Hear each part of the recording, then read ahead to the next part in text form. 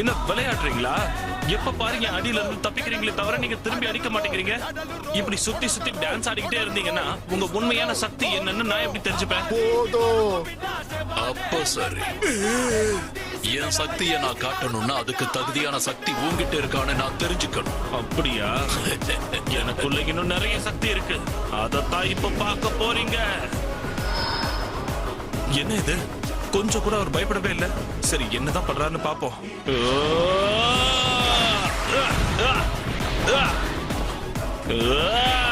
இது வேலைக்காகாதுன்னு அப்பவே நான் சொன்னேனே.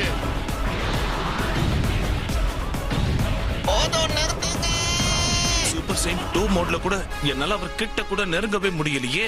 அவருக்கு எவ்வளவு சக்தி இருக்கணும். ஆனா இது அற்புதமா இருக்கு. நான் சொன்னது உன் காதல விழுந்துதா இல்லையா?